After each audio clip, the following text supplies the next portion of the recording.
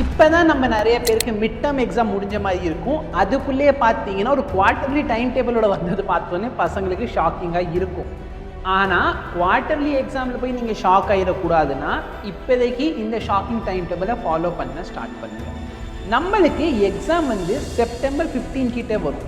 அப்போ கணக்கு வச்சு பார்த்தா நம்மக்கிட்ட 45 நாட்கள் இருக்குது. ஆகஸ்ட் மாதம் ஃபுல்லாக, செப்டம்பர் பாதி.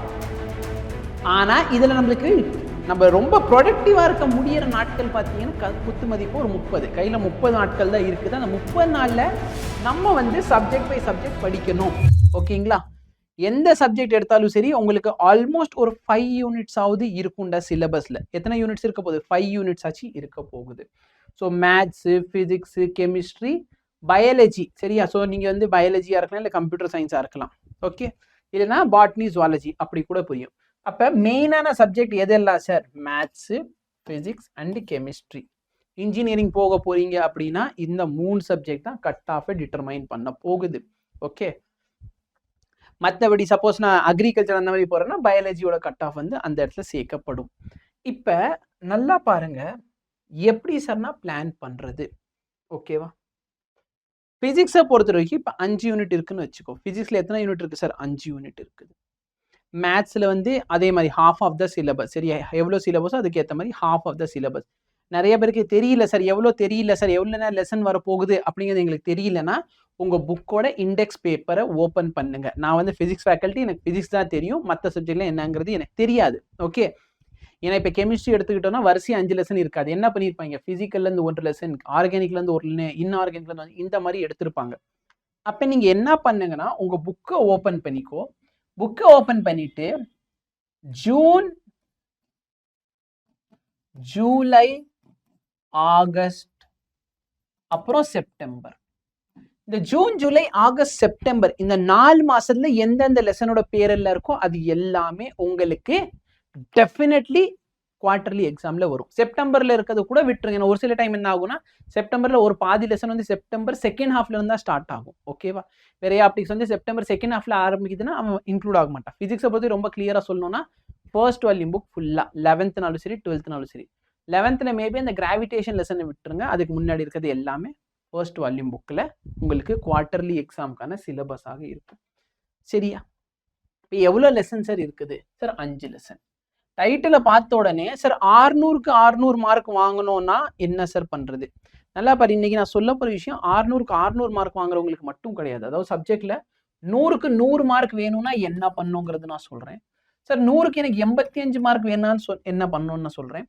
சார் 100க்கு எனக்கு வெறும்னா ஒரு 60 மார்க் வந்தால் கூட போதும் அப்படின்னா நான் என்ன பண்ணும் அப்படிங்கிறது சொல்கிறேன். சரியா? நான் சொல்லக்கூடிய விஷயங்கள் இது ஆனுவல் எக்ஸாமுக்கும் பொருந்தும். அப்போ நான் இப்போ என்ன சொல்கிறேன்னு நீ படிச்சுக்கிட்டேன்னா ஆனுவல் எக்ஸாமுக்கு நீ டெஃபினெட்லி இதை யூஸ் பண்ணலாம். நம்மக்கிட்ட 1 மார்க் இருக்க போது, 2 மார்க், 3 மார்க், 5 மார்க். சரியா? 100க்கு 100 மார்க் வேணும்னா நீங்கள் 1 mark question, 2 mark question, 3 mark question, 5 mark question எல்லாமே படிச்சு தான் ஆகணும். இதே வந்து உனக்கு 85 மார்க் வேணும்னு வச்சுக்கோங்களேன். நான் சொல்கிறது ஆனுவல் எக்ஸாமுக்கு. ஒரு ஆனுவல் எக்ஸாம் பாயிண்ட் ஆஃப் வியூலேருந்து உனக்கு 85 வேணும்னா எல்லா லெசனோட 1 மார்க் படிக்கணும். சரியா? 2 மார்க் 3 மார்க் எப்படி படித்தா போதுன்னா 8 யூனிட்டோட 2 மார்க், 8 யூனிட்டோட 3 மார்க், 5 யூனிட்டோட 5 மார்க் படித்தா போதும். இந்த 5 யூனிட் எதுனா ஃபர்ஸ்ட் வால்யூம் புக்குரியது. சரி, எனக்கு ஃபைனல் எக்ஸாமில் 60 மார்க் வந்தால் போதும் அப்படிங்கிறவங்க 1 மார்க் எல்லா புக் பேக் பார்த்துக்கோ. 5 யூனிட்டோட 2 மார்க், 5 யூனிட்டோட 3 மார்க், 5 யூனிட்டோட 5 மார்க். அப்போ நீ யோசிச்சு பாரு, நீ எந்த கேட்டகிரினாலும் இரு. ஆனுவல் எக்ஸாம்ல நான் 100க்கு 100 மார்க் வாங்க போறேன். நீ கண்டிப்பா எல்லா லெசன் படிப்ப. அப்ப கண்டிப்பா இந்த ஃபர்ஸ்ட் 5 லெசன் நீங்க படிச்சு தான் ஆகணும். 2 மார்க், 3 மார்க், 5 மார்க். 85 வேணுமா? கண்டிப்பா ஃபர்ஸ்ட் 5 யூனிட்ஸ் முடிப்பீங்க. அதுக்கப்புறம் எக்ஸ்ட்ரா ஒரு 3 யூனிட் படிப்பீங்க. 2 மார்க் 3 மார்க் மட்டும். 5 மார்க்கு தேவையில்லை. நீங்க என்ன பண்ணுங்க அப்படின்னா இதுலயும் பார்த்தோன்னா 5 யூனிட்ஸ் படிச்சாலே போதும்டா.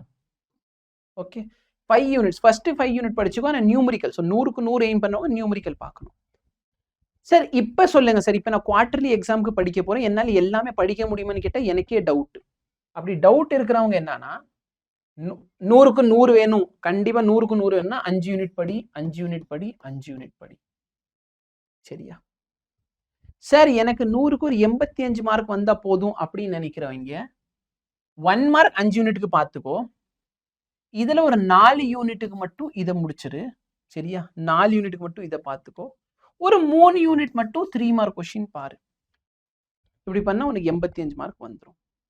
60 மார்க் வேணுங்கிறவங்க ஒரு 3 யூனிட் 3 யூனிட் 3 யூனிட் ஏதாச்சும் ஒரு 3 யூனிட் எடுத்து படிச்சுக்கோ.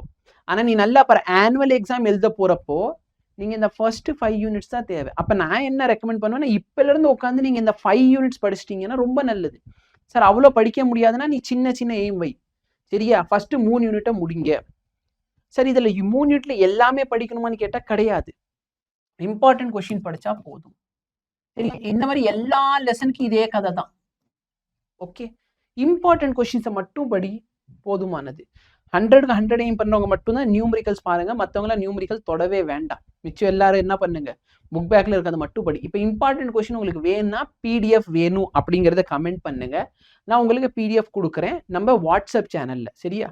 வேணும்னு சொன்னீங்கன்னா மட்டும்தான் நான் உங்களுக்கு பிடிஎஃப் ப்ரொவைட் பண்ணுவேன். ஓகே, ஸோ நீங்கள் வேணும்னு சொன்னீங்கன்னா யூடியூபோட மேனேஜர் வந்து பார்த்துட்டு சார் பசங்க பிடிஎஃப் கேட்குறாங்க கொடுங்க அப்படின்னு சொல்லுவாங்க. நான் வந்து பிடிஎஃப் கொடுத்துருவேன். அதில் இம்பார்ட்டன்ட் ஃபர்ஸ்ட் 5 யூனிட்டோட இம்பார்ட்டன்ட் கொடுத்துட்றேன். இந்த ஃபர்ஸ்ட் 5 யூனிட் இம்பார்ட்டன்ட் நீ இப்பயே படிச்சிட்டேன்னா நல்லா பாரு. இப்போ நீ அந்த 5 யூனிட் படிச்சிட்டேன்னு வச்சுக்கோயேன். ஏன்னா இப்போ எக்ஸாமுக்கு 5 யூனிட் தான் வரப்போகுது. 5 யூனிட் படிச்சேன்னா நீயே 85லேருந்து 100 மார்க் வாங்கலாம். நான் அந்த 5 மார்க்ல இம்பார்ட்டன்ட் நியூமரிக்கலும் சேர்த்துடுறேன். சார் எனக்குலாம் ஃபிசிக்ஸ் வந்து கஷ்டமாக இருக்குது சார், ஒரே வழி சொல்லுங்கள் சார், நான் உங்கள்கிட்டே படிச்சிடுறேன் அப்படின்னு யாராச்சும் இருக்கீங்கன்னா அமரன் பேட்ச்ல என்ரோல் பண்ணிக்கோங்க. Year long batch. அதில் ஆல்ரெடி நான் 5 யூனிட்ஸ் முடிச்சிட்டேன். இந்த 5 யூனிட் வந்து நீ தாராளமாக உட்காந்து உன் ஸ்பீடில் பாரு. டவுட் எப்போ இருந்தாலும் நீ என்கிட்ட டவுட்டு கேட்கலாம், கிளாரிஃபை பண்ணுவேன் டவுட்டு. அதை தாண்டி பார்த்தீங்கன்னா லெசனுக்கு ஒரு சம்மரி வீடியோ கொடுத்துருவேன். ஓகேவா? அப்போ லெசனோட சம்மரி வீடியோ எந்த அளவுக்கு ஹெல்ப்ஃபுல்லாக இருக்க போகுதுன்னா, இந்த 5 லெசனுக்கு சரியா important 2 mark question, 3 mark question, 5 mark question, இந்த சம்மரி வீடியோ எல்லாமே சேர்த்து வெறும் ஒரு 10 மணி நேரம் கூட வராது. அப்ப நீ 10 மணி நேரம் ஒதுக்கி வச்சு நான் என்ன சொல்றேனோ அதெல்லாம் படி. 85 மார்க் குவார்டர்லி எக்ஸாம்ல 10 மணி நேரம் கூட. எனக்கு நான் என்ன சொல்றேன் பாரு, நீ ஒரு சப்ஜெக்ட்டுக்கு எவ்வளோ, இதே மாதிரி தான் மற்ற சப்ஜெக்ட்டுக்கும். சரியா? மேத்ஸ் எடுத்துக்கோ, கெமிஸ்ட்ரி எடுத்துக்கோ, நீ 10 மணி நேரம் ஒதுக்கு. புரியுதா? 10 மணி நேரம் ஒதுக்குறேன்னு சொன்னா ஒரு 20 டேஸ்ல, நம்மள்ட்ட மொத்தம் ஒரு 45 டேஸ் இருக்குன்னா ஃபர்ஸ்ட் 20 டேஸ்ல உட்காந்து இம்பார்ட்டன்ட் மட்டும் நான் சொல்றது படிச்சிருவேன். சரியா? மிச்சம் இருக்கிற 15 டேஸ்ல என்ன பண்ணுங்கன்னா ரிமைனிங் பார்ட்ஸை வந்து ரிவிஷன் பண்றது. ஓகே, ஸோ ஃபர்ஸ்ட் இருக்கிற 20 டேஸ்ல நான் சொல்ற மாதிரி ஒரு 10 மணி நேரம்னு யோசிச்சு பாரு. 10 மணி நேரத்தை நீ உட்காந்தா உன்னால இந்த குவார்டர்லி எக்ஸாம்ல 85+ மார்க் வாங்க முடியும். நான் பெட்டு கட்டுறேன்.